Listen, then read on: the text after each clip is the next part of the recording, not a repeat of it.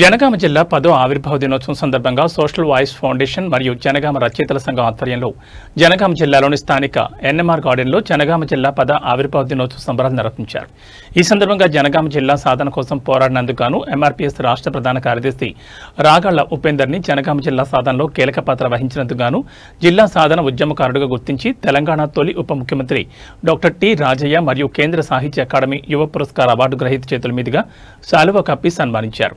ఈ సందర్భంగా రాగన్న ఉపేంద్ర మాట్లాడుతూ జిల్లా సాధన కోసం ఇలా పోరాడామో నేడు జిల్లా సమగ్ర అభివృద్ధి కోసం బాధ్యతతో ఉద్యమించాలని, అన్ని రంగాల్లో పురోగతి సాధించేలా విద్యాపరంగా, పారిశ్రామిక పరంగా, ఉపాధి పరంగా అభివృద్ధి చెందేలా కృషి చేయాలని పిలుపునిచ్చారు.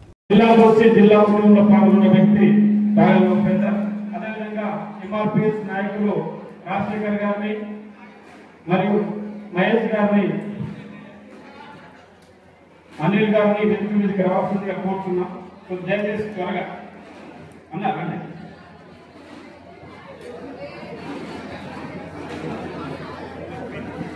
జనగామ అంటేనే ఒక ఘన చరిత్ర కలిగిన గడ్డ.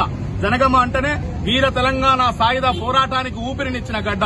రజాకార్ల మూకలు నిర్బంధంతో అణిచివేతలకు గురి చేస్తున్న సమయంలో ఆ రజాకార్ల మూకలను తిరుగుబాటు చేసి కేతనాన్ని ఎగరేసిన గడ్డ జనగామ గడ్డ.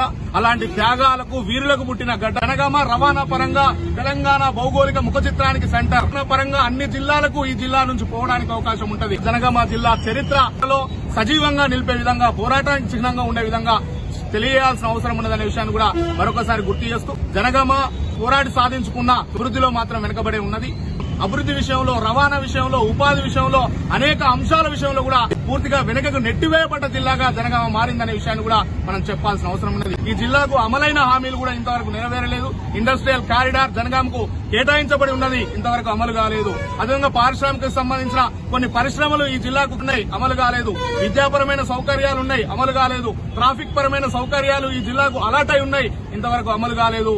ఇప్పటికీ ఉపాధి అవకాశాలు లేక ఉదయం పుష్పులకు ప్రయాణమై నిత్యం మల్ల కాకతీయకు రిటర్న్ వచ్చి పెయింటింగ్ పనులు చేసుకుంటూ ఇక్కడ చదువుకున్న యువత హైదరాబాద్ కు వలసపోతున్న పరిస్థితులు ఏర్పడుతున్నాయి. కాబట్టి ఈ జనగామ జిల్లా పాలకులకు నిజాయితీ చిత్తశుద్ధి ఉంటే జనగామ జిల్లా యువకులకు, యువతకు ఉపాధి అవకాశాలు కల్పించే విధంగా ప్రత్యేకమైన చొరవ తీసుకోవాల్సిన అవసరం ఉన్నదనే విషయాన్ని కూడా మరొకసారి గుర్తు. అధికార యంత్రాంగాన్ని ఒకవైపు, రాజకీయ పక్షాలను మరొక వైపు, పాలకులను మరొక వైపు, ఈ